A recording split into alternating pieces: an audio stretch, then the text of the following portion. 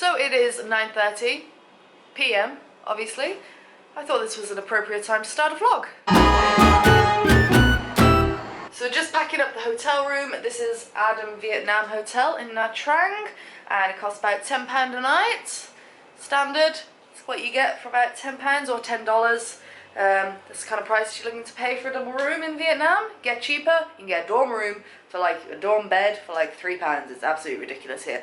We're gonna go and get an overnight train now to Saigon, and yeah, we arrived. I thought we arrived at like 7 AM, but we actually arrived at like 5 AM. That's good.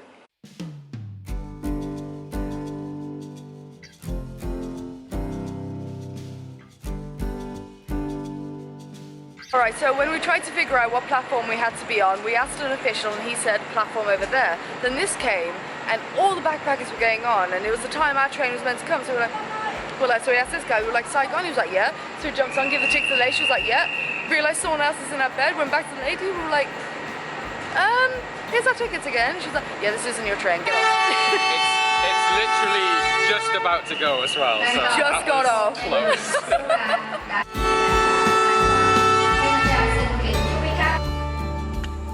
I'm letting Scott play my tuba simulator. By the way, I'm addicted. And me, Saigon traveler. But they have free Wi-Fi and I get to watch motorway cops.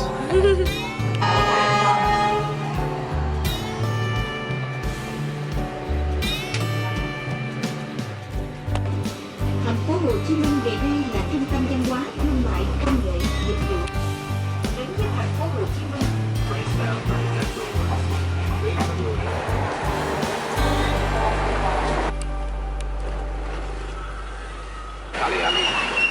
Oh, look, he's a mush.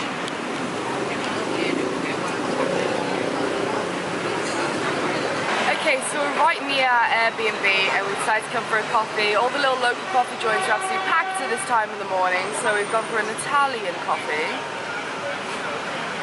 Not the same, but it will do the job. Vietnam, stick to what you're good at, and that's your coffee. If I look disheveled, it's because I am, because we just had a French guy talk at us for an hour. Oh, it's a nice bed. For an hour while we were waiting to check in at a cafe. Just at the cafe, he just came up, didn't ask our names, and talked at us about how backpackers are just tourists and how we shouldn't be traveling with a backpack, and just kind of, but we really inspired him because we were traveling. I zoned out, he wouldn't I didn't talk for 40 minutes, I timed it. And he said a word. He just spoke at us at the table. And we were just like, oh my god. Anyway, we've checked into our Airbnb now, and here we go. This place was like £13 a night. Bed, TV, fridge is down there. Ooh, fan, don't make it windy. And how are we accessing this? Ooh, Frenchy. All right, we're gonna freshen up and then we're gonna go out and get some breakfast. Saw some great places along the way down this little soy. And I'll put soys here. It'll let the mic off. Okay, maybe I'll have a shower. Stop, don't judge me. It's been a long morning. Thank you.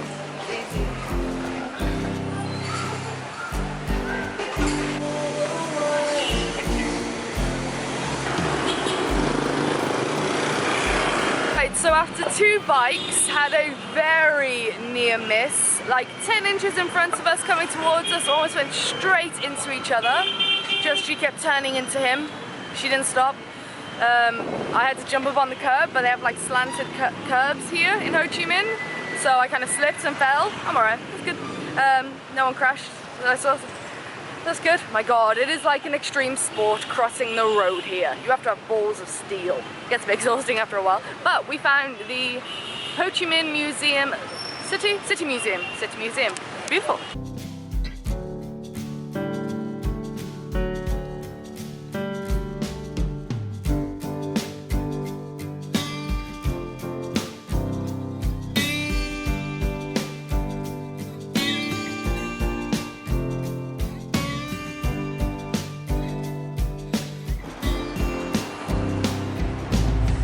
Congratulations. It's a really beautiful building.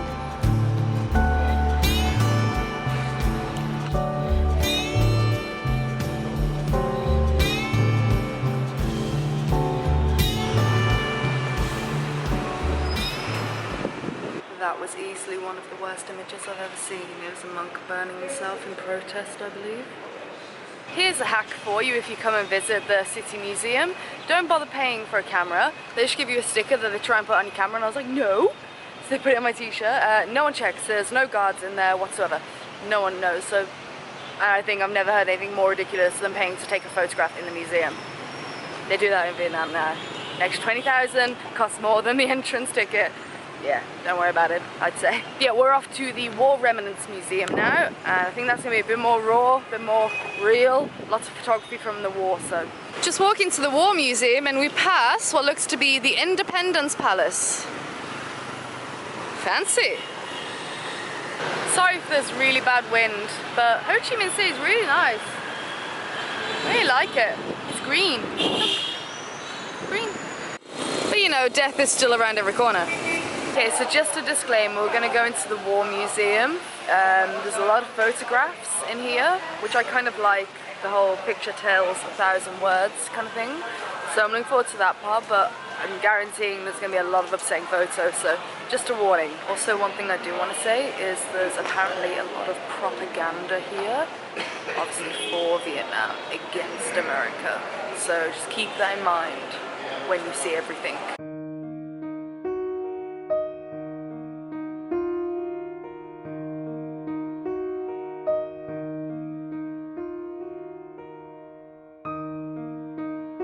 I definitely recommend pausing and reading that. That was, I'm guessing, from the one who burnt themselves in protest. And that was the letter that they sent.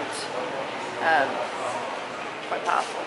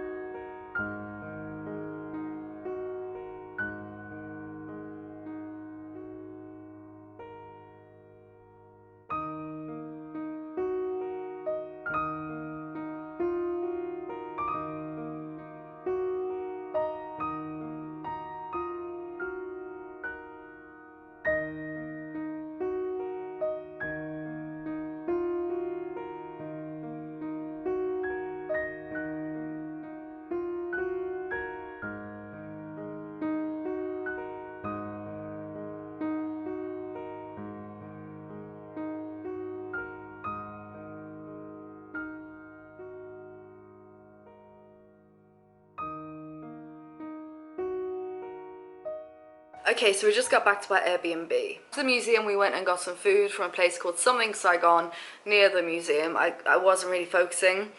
I'm so glad I went to see that, but it really got disturbing real quick. Like, the whole thing was just disturbing and upsetting. I'll turn the video off now because I'm going to talk a little bit about it if you don't want to hear about it.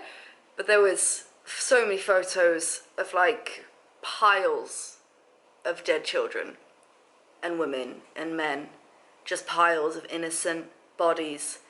And what disturbed me more was the images of the people who were still alive. For example, there was one image that the photographer stopped the GI guy from shooting them to take a photo, and then he turned around and heard an M16 go off. And that picture just stopped me in my tracks, because it was like taken the second before their lives ended. And the utter terror on these innocent people's faces was horrific. Like terror, pure terror, because they knew what was about to happen. There were 3 women and a little girl. And so Agent Orange was the plan to destroy the forest, to give the Americans one up, obviously, because they can see the Vietnamese in the forest, so get rid of the forest, see your enemy. However, it decided to disfigure people. Babies were born with no arms and legs. The pictures in that room of all the children, especially, were just absolutely horrific. And there was one picture that almost brought me to tears, and that was an image in the Agent Orange room with a young boy who was completely mentally retarded, and he was like 8, in the arms of his mother in a shack. And the face on the mother holding really tight her boy, who couldn't speak, couldn't do anything, couldn't walk, just lying in her arms, and her face was so pained. And it really was the images of the people who were still alive that really got to me, and seeing their suffering. And of course, all the images of the people who died were horrific also, don't get me wrong. So yeah, that's my debrief. Sorry, I spoke that out more for me than for you. I would 100% recommend going to that war museum. 100%. It's very raw. They don't even need captions or photos, because as I said, first is 1,000 words, and they really do. It's horrifying, it's upsetting, but it's an important part of history. And if you're coming to Vietnam and you do want to experience that and get an insight into that, it is a fantastic museum. Putting aside the propaganda, the one-sidedness, put all that aside, but just do not expect to come out feeling chirpy and joyful and ready to take on the day. Maybe do that the last thing in the day, so you can come home and reflect and, I don't know, have a glass of wine or something. Yeah, I'm going to end the vlog here. I hope you enjoyed it. Again, would recommend, didn't show you everything. It's tough to see, but I'm glad I saw it. Give me a lot to think about. Yeah, so I will see you tomorrow for more adventures in Saigon. Very excited. Not long till we leave Vietnam now, so we're going to make the most of it whilst we're here. Alright, I will see you tomorrow.